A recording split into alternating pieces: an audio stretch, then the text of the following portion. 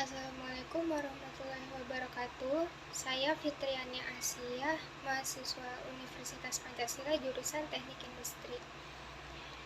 Di sini saya akan membahas mengenai alat atau benda dan profesi apa sih yang saat ini tuh sudah tidak ada dan kenapa nggak ada lagi gitu. Alat atau benda yang saya bahas ini itu pager. Tahu gak sih pager itu apa? Pager itu alat komunikasi portable pada tahun 90-an. Nah, pager ini digunakan untuk mengirim dan menerima pesan singkat. Tahu gak sih kalau pager ini mudah dibawa kemana-mana karena ukurannya yang kecil. Bentuknya pun persegi panjang, di mana terdapat layar kecil di bagian atas untuk menampilkan pesan. Pesan dapat terkirim menggunakan jaringan satelit berdasarkan prinsip kode signal frekuensi radio tertentu yang kemudian ditransmisikan melewati suatu provider. Kalau mau mengirim pesan dengan pager, kita harus menghubungi operator pager menggunakan telepon rumah. Saat sudah terhubung, operator akan meminta nomor ID dari pager yang akan kita tuju. Setelah itu, kita akan membacakan pesan yang akan kita kirim pada operator. Baru deh operator akan mengulangi pesan yang kita sampaikan, kemudian mengirimkan pesan kita ke pager tujuan. Untuk mengirim dan menerima pesan, pengguna akan selalu terhubung dengan operator. Untuk tiap pesan yang tampil di layar pager, ada operator yang bertugas untuk mengedit pesannya. Ibaratnya operator ini sebagai pihak ketiga dalam menyampaikan pesan. Mengirim pesan aja ribet banget. Kalau sekarang mah tinggal ketik, langsung kirim deh. Sejak adanya ponsel seluler, pengguna pager di tahun 2000-an mulai berkurang. Banyak orang beralih ke ponsel seluler karena memiliki kelebihan yang lebih menjanjikan dibandingkan pager. Ponsel seluler memungkinkan penggunanya melakukan panggilan dan mengirim pesan secara dua arah. Ponsel seluler pun memiliki fitur-fitur yang tidak dimiliki oleh pager, seperti kamera, kompas, penyetel musik, dan lainnya. Pager sudah, sekarang saya akan membahas mengenai profesi, yaitu ojek sepeda.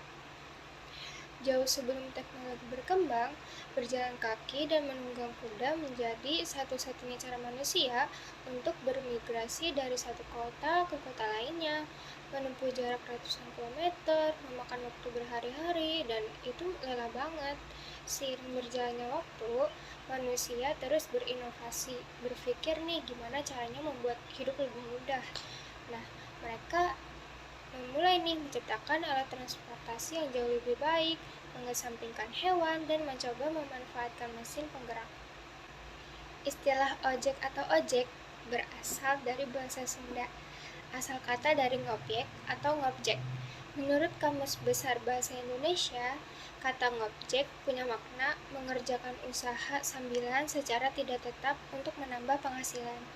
Ojek awalnya sering mangkal di perempatan atau pertigaan dan dinilai sebagai alat transportasi yang bisa menjangkau ke pedalaman, ke tempat-tempat yang jauh dan jalannya sempit. Ternyata, ojek sepeda memang sangat membantu, sehingga membuat orang mulai meliriknya sebagai alat transportasi yang baru. Di Jakarta, ojek sepeda muncul pada tahun 1970-an di Pelabuhan Tanjung Priok. Waktu itu, alat transportasi seperti bemo, beca, dan mobil dilarang masuk ke Pelabuhan Priok. Karena hal itu, orang-orang yang punya sepeda mendapatkan kesempatan untuk menawarkan jasanya. Ojek sepeda kemudian menyebar ke Kota Tua, Ancol, hingga Harmoni, dan mendapat eksistensinya menjadi alat transportasi murah jarak dekat dan praktis.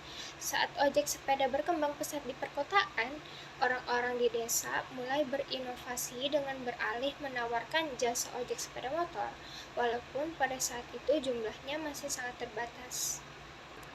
Karena sekitar tahun 1970 sampai 80-an, sepeda motor masih menjadi barang mewah dan langka sehingga tidak semua orang memilikinya. Lantaran kebutuhan masyarakat semakin mendesak, penggunaan ojek sepeda motor pun semakin banyak, terus menjamur seiring berjalannya waktu. Penghasilan yang cukup menggiurkan ini membuat profesi ojek motor mulai dilirik sebagai kerja sampingan. Ojek sepeda motor pada tahun 74-an mulai muncul di Jakarta. Ojek menjadi alat transportasi baru dan peminatnya pun cukup banyak. Mereka bisa mangkal di mana saja, di pemberhentian bus, di pertigaan, atau perempatan jalan. Itu saja pembahasan mengenai alat atau benda dan profesi yang saat ini sudah tidak ada dari saya. Semoga bermanfaat dan menambah pengetahuan untuk kalian. Kurang lebihnya mohon maaf. Wassalamualaikum warahmatullahi wabarakatuh. Dah.